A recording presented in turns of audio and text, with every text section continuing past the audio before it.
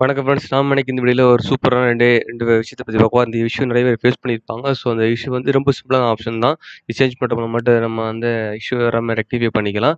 First என்ன பண்ண போறோம் அப்டின்னா, ஃபர்ஸ்ட் வந்து நம்ம ஜென்ரலா யூஸ் பண்ணிட்டு டெஸ்க்டாப்ல ஒரு சில முக்கியமான ஃபைல்ஸ் ஈஸியா எடுத்து யூஸ் பண்றதுக்கு வச்சிருப்போம்.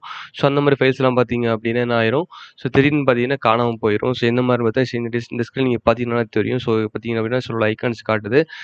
என்ன பண்ண நம்ம இத ஆப்ஷன் மூவ் பண்ணிடுறோம். மூவ் பண்ணதுக்கப்புறம் என்ன ஆக மாட்டேங்குதுன்னா, டெஸ்க்டாப்ல உள்ள ஐகான் எதுவும் வியூ ஆக மாட்டேங்குது அப்படின்னா, என்ன நீங்க ஃபர்ஸ்ட்டு செக் பண்ண வேண்டியதுன்னு பார்த்தோம் அப்படின்னா, இந்த டெஸ்க்டாப் ஸ்க்ரீன்ல எம்ப்டி பிளேஸ் இருக்குல்ல, அந்த எம்ப்டி பிளேஸ்ல மவுஸ வச்சு கர்சர வச்சுட்டு ரைட் கிளிக் பண்ணீங்க அப்படின்னா, வியூன்னு ஒரு ஆப்ஷன் இருக்கும். அந்த வியூல போயிட்டு இங்க கீழ பாருங்க.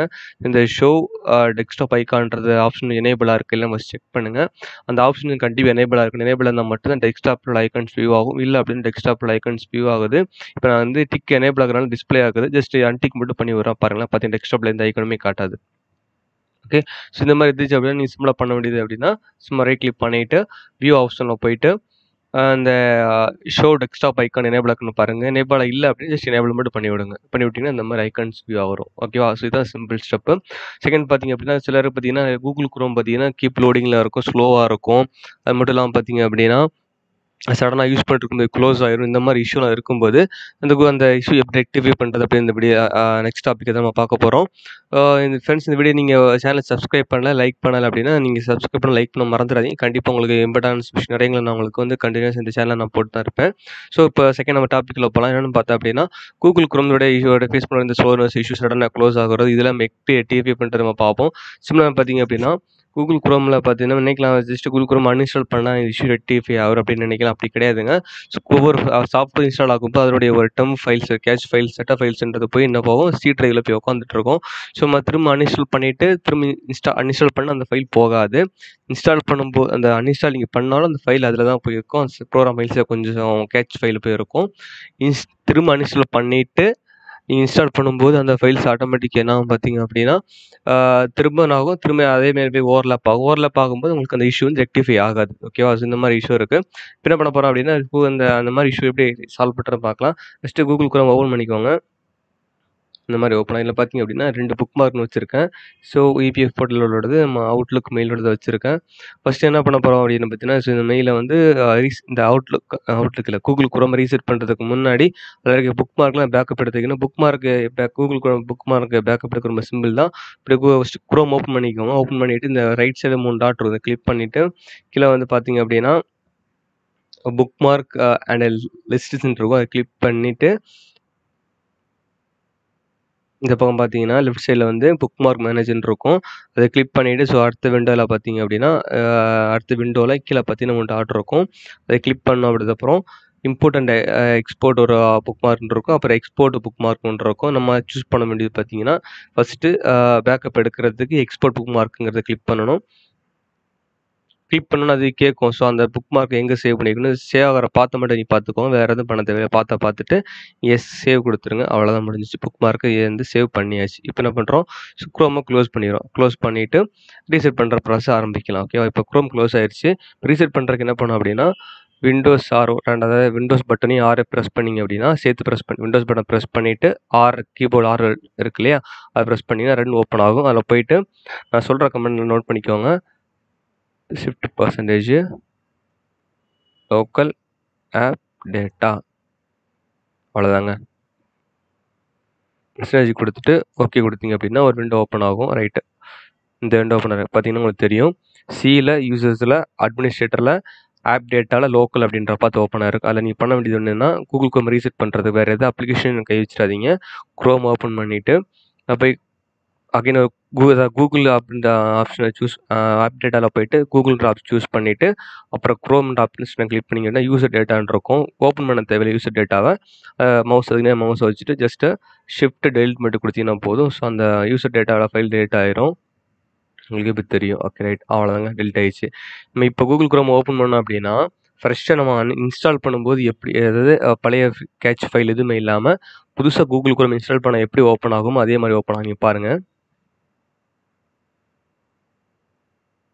உங்களுக்கு இப்படி தெரிஞ்சிருக்கும். ஃபர்ஸ்ட் டைம் ஓப்பன் பண்ணும்போது எப்படி காட்டுதோ அதே மாரி தான் காட்டும். நீங்க எல்லாம் வந்து டோன்ட் சைன் இன் குடுத்துருங்க. ஸ்கிப் குடுத்துட்டீங்கன்னா, இந்த மாரி ஓப்பன் ஆயிரும். மோர் காட் இட் அவ்வளோதாங்க ஓப்பன் ஆயிடுச்சு. ஃபஸ்ட்டு ஓப்பன் ஆன மாதிரி ஃப்ரெஷ்ஷாக ஓப்பன் ஆன மாதிரி இருக்கும். இல்லை என்ன பண்ண வேண்டியதுனா ஓப்பன் ஆன அப்புறம் இந்த ரைட் சைடு 3 டாட்டில் கிளிக் பண்ணிவிட்டு ஃபஸ்ட்டு குரோம் அப்டேட் பண்ணிக்கோங்க. ஹெல்ப்பில் பார்த்தீங்கன்னா குரோம் அப்டேட் பண்ணுறதுக்கு இந்த ரைட் சைடில் 3 டாட்டை கிளிக் பண்ணிவிட்டு கீழே லிஸ்ட் அவுட் வந்து கீழே ஹெல்ப்ன்ற ஆப்ஷன் இருக்கும். அதில் போய்ட்டு அபவுட் கூகுள் குரோம் கொடுத்தீங்க அப்படின்னா செக் ஃபார் அப்டேட்னு இருக்கு. அந்த குரோம் அப்டேட் ஐடிங் இருக்கு. சீக்கிரம் முடிஞ்சுன்னு நினைக்கிறேன். அவ்வளோதான்.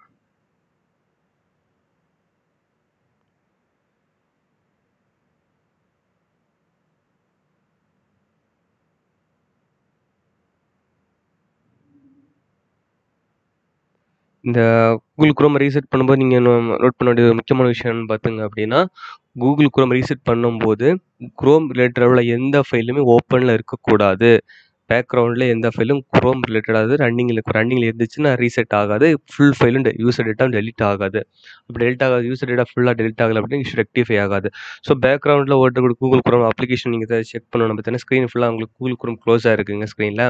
பட் வந்து பேக்ரவுண்டில் குரோம் ரன்னிங் ஆகிட்டு இருக்கு காட்டுச்சு அப்படின்னா நீங்கள் பண்ண வேண்டிய விஷயம் என்னென்னு பார்த்தீங்க அப்படின்னா, இங்கே போயிட்டு இந்த சும்மா ஒன்றும் இல்லைங்க, டாஸ்க் மேனேஜர் ஓப்பன் பண்ணாலே போதும். டாஸ்க் மேனேஜர் ஓப்பன் பண்ணுறதுக்கு கீழே டாஸ்க் பார் இருக்குல்லையா, அதில் வந்து மவுஸை வச்சுட்டு ரைட் கிளிக் பண்ணிங்க அப்படின்னா டாஸ்க் மேனேஜர்னு ஓப்பன் ஆகும், ஒரு ஆப்ஷன் காட்டும். அதில் போயிட்டு நீங்கள் பார்த்தீங்கன்னாலே தெரியும் இல்லைன்னா அப்ளிகேஷன் ரன் ஆகிட்டு இருக்கு அப்படின்றது காட்டும். குரோம் தான் ரன்னிங்கில் இருக்குது அப்படின்னா அதை கிளிக் பண்ணிவிட்டு ரைட் கிளிக் பண்ணி என் டாஸ்க் கொடுத்தீங்க அப்படின்னா குரோம் க்ளோஸ் ஆயிரும். அவ்வளோதான். அது மட்டும் இல்லை, குரோம் ரிலேட்டடாக எந்த அப்ளிகேஷன் நீங்கள் ரன்னிங்கில் பார்த்தா அதை ஃபுல்லாக நீங்கள் க்ளோஸ் பண்ணிடுங்க. ஓகேவா? ஸோ இப்போ குரோம் ரீசெட் பண்ணியாச்சு, அப்டேட்டும் பண்ணி ரீஓப்பன் பண்ணியாச்சு. ஸோ அவ்வளோதாங்க, ஃப்ரெஷ்ஷாக ஓப்பன் ஆன மாதிரி ஆயிடுச்சு. இனி சிம்பிளாக என்ன பண்ண வேண்டியது 2 விஷயங்கள் இருக்குது. ஃபஸ்ட்டு பார்த்தீங்க அப்படின்னா அந்த பழைய புக் மார்க் பேக்கப் எடுத்து வச்சாலும் அதில் ஆட் பண்ணி விட்டுறலாம். இந்த 3 டாட்டில் கிளிக் பண்ணிவிட்டு சேம் இதே புக் மார்க் லிஸ்டிங்கில் போயிட்டு புக் மார்க் மேனேஜரு அவ்வளோதான் வந்துருச்சு. இந்த விண்டோவில் போயிட்டு 3 டாட்டை கிளிக் பண்ணி இப்போ இந்த தடவை நம்ம இம்போர்ட் பண்ண போகிறோம். ஓகேவா? இம்போர்ட்னா ஆல்ரெடி பேக்கப் எடுத்து வச்சது நம்ம இதில் பேக்கப் ரீஸ்டோர் பண்ண போகிறனால இம்போர்ட் புக் மார்க் கொடுக்குறோம். ஆட்டோமேட்டிக்காக அந்த பேக்கப் எடுத்த பார்த்து கொண்டு வந்துடும். அந்த புக் மார்க் இதை செலக்ட் பண்ணிவிட்டு ஓப்பன் கொடுத்தீங்கன்னா அவ்வளோதாங்க, முடிஞ்சிச்சு. இந்த புக் மார்க் ஃபுல்லாக இங்கே ஆட் ஆகி வந்துடும். இந்த வந்துச்சு பார்த்தீங்களா, அவ்வளோதான் முடிஞ்சிச்சு. ஸோ இப்போ அடுத்து என்ன பண்ண போகிறோம் அப்படின்னா ஸ்பீடப் பண்ணுற ப்ராசஸ் பண்ண போகிறோம். சிம்பிள் தாங்க, அது ஒன்றும் இல்லைங்க. இந்த ரைட் சைடில் டாப் டாட்டில் கிளிக் பண்ணிவிட்டு கீழே வந்தீங்க அப்படின்னா செட்டிங்ஸ் இருக்கும். செட்டிங்ஸில் போயிட்டு கீழே வந்து சிஸ்டம் ஒரு ஆப்ஷன் இருக்கும். கிளிக் பண்ணிவிட்டு இந்த கண்டினியூஸ் ரன்னிங் பேக்ரவுண்ட் இதையும் க்ளோஸ் பண்ணி ரீலான்ச் கொடுத்தீங்கன்னா போதும். அவ்வளோதாங்க, ரெடி ஆயிடுச்சு. இது ஸ்பீடப் பண்ணுற ப்ராசஸ். ஸ்பீடப் பண்ணுற ப்ராசஸுக்கு மேபி இன்னொரு இஷ்யூன்னு இருக்கும். அப்படின்னா ஒவ்வொரு டேபும் பார்த்தீங்கன்னா லோடிங் ஆகிட்டே இருக்கும், ஆனால் ஓப்பன் ஆகாது. கீப் லோடிங் ஆகிட்டு ரொம்ப நேரம் லோடிங் ஆகிட்டே இருக்கும், ஓப்பன் ஆகும். இந்த மாதிரி ஒரு டேபும் லோடிங்லேயே இருந்து ஓப்பன் ஆகலை அப்படிங்கிற பட்சத்தில் நீங்கள் இந்த லாஸ்ட் ஒரு ஆப்ஷன் பார்த்தீங்கன்னா அந்த செட்டிங்ஸில் போய்ட்டு ஹார்ட்வேர் ஆக்சலரேஷன் அந்த டிசேபிள் பண்ணுறது அந்த ஆப்ஷனை ட்ரை பண்ணி பாருங்கள். கண்டிப்பாக உங்களுக்கு அந்த என்னாகும், அந்த ப்ராப்ளம் ரெக்டிஃபை ஆகும். ஓகே ஃப்ரெண்ட்ஸ், இந்த தேங்க்ஸ் ஃபார் வாட்சிங் மை வீடியோ. அது மட்டும் இல்லாமல் பார்த்தீங்கன்னா சேனலில் இந்த மாதிரி நிறைய யூஸ்ஃபுல்லாக வீடியோ போகிறேன். நான் ஒரு ஐடி இன்ஜினியர் தான். ஸோ உங்களுக்கு வந்து டவுட் இருந்துச்சுன்னா கமெண்ட்டில் போஸ்ட் பண்ணுங்கள். உங்களுடைய சப்போர்ட் கண்டிப்பாக எனக்கு தேவைப்படும். சேனலை லைக் பண்ணவும் சப்ஸ்கிரைப் பண்ணவும் மறந்துடுறாங்க. Thank you friends, thank you.